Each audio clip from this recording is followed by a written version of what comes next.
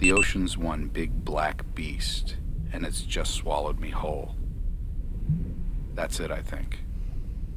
This is the end. What is this game about? Narcosis is a survival story. It's set at the bottom of the ocean, hundreds of miles from land. And the player is trapped in a diving suit. And they're in the role of like an industrial diver, sort of like a rig operator on a deep sea energy extraction lab. There's some sort of catastrophe, we don't really know what it is, and the game is really about the 7 or 8 hours this guy spends trapped on the bottom of the ocean and what he has to do to survive. I gotta say, first time playing this game, atmosphere. Like, you guys create this wonderful, very deep, dark atmosphere. Can you talk about sort of the environment that we are trudging ourselves through? Right, so it's basically the most hostile environment on Earth, you know, and it's incredibly terrifying. It's completely alien, but it's also very beautiful, you know, hauntingly beautiful. And so that's definitely something we're trying to leverage. I mean, the demo that you're checking out is very oppressive, but, you know, we're definitely looking forward to creating moments of, you know, sort of ethereal beauty and sort of almost transcendence, stuff like that. One of the central tenets of the game is that you're inside what we call a walking coffin. You're in a diving suit, high tech and ultra durable. Nothing is going to hurt you, right? You're completely safe inside this metal shell. But it's what's inside the shell and sort of what's inside here that can really undo you, you know, cause you harm. More than just what's happening on the outside, there seems to be a lot of things happening on the inside of the shell as well. I noticed as I was starting to lose oxygen, I could hear myself breathe a little heavier. Yep. Things became a little bit blurry, like towards the end. Can you talk about like how you set up like not only the outside world but also like the inside world that you?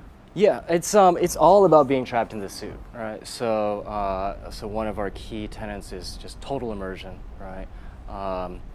And sight and sort of what you're seeing, you can see all the HUD elements in your helmet. You know, you have to actually actively look around, or, you know, with the stick to see how much oxygen you have, how much energy you have, how many flares you have.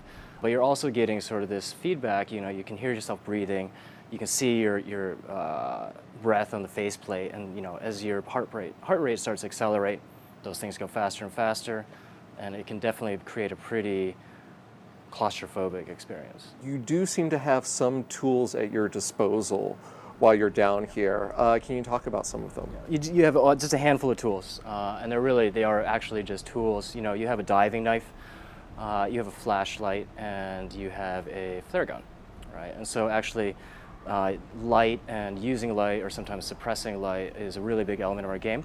You know, there's all sorts of things down there that you probably don't want to cross paths with, and some of them are attracted to light, and some of them are, you know, driven off by light. And so using those things in different ways to sort of stay alive is a pretty big part of the experience. It's really, you guys do an amazing job of creating this sense of weight as well as environment that's going into it. And I know that along with sort of like making this game, you also have made it so that you can play it with Oculus Rift. Yep.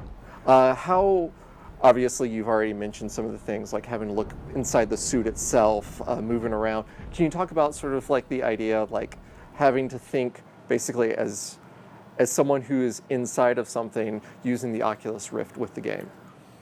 To be perfectly honest, like, virtual reality, I mean, we were totally aware of it, but it wasn't really something we were actively planning for when we were building the game. But as we started discussing with people, you know, Oculus Rift, you know, and then later on, you know, Morpheus. And so we took a look and, you know, put the game on the Oculus, and the results are pretty amazing, like right out of the box with like very minimal fine tuning. And a lot of that has to do with, you know, basically, the fiction is very understandable. You're trapped in a diving suit at the bottom of the ocean. Everyone can get that. But then also when you're putting this actual gear on your head and you're suppressing your sound with a big set of headphones, and you can hear, you know, sort of your breathing inside the helmet, like the illusion is not only, you know, very complete, but it's tactile. It's very physical, you know. So once again, like, that's not something we planned for, but it seems to have worked out really well in our favor. Now, obviously this game is sort of like coming in with a very good sort of like other squad of other, I wouldn't say survival horror games, but maybe horror exploration games. We have Amnesia, Soma, the new Alien game that's coming in. What do you think will excite people the most who really are looking for this kind of game? Well, I mean, it's just speaking personally, like not for the team. I think people will come for the, what we consider to be really beautiful graphics. We have a really talented artist, Benjamin, like one guy pumping all this stuff out, and he's incredible. So I think that's definitely an initial hook. I think there's definitely an appetite for sort of scary stuff out there. But what we hope that people will take away from it and stick around for is that we've got this sort of phantom narrative, and you heard some of it in the demo. And basically, this is a very isolated experience, and while the player plays through the game, they hear little bits of themselves, talking about the experience in the past tense, and so the mystery for the player becomes, sort of, what is this I'm hearing? Who am I talking to? When am I talking to them? What are the conditions, right? Is it like, am I talking to my shrink? Am I talking to some crazy lady on the bus? And it's not a heavy element. It's not persistent. It just comes through once in a while. But that's something we're really extra excited about because we feel like we're doing something kind of different. Probably one of my great fears is like being like really stuck at the bottom of the ocean. Right. Not being able to breathe, being out of control. Basically, that one gasp of air that you have left, just not within your grasp. Yep. You have to use it wisely. And I think that, what little I've played of this game, you guys completely nail it. Cool. With both the sense, the feeling, and the beautiful environment. I got to ask, what is sort of the window that you're looking for release? The game is coming out in 2015. Nice. Yeah, absolutely.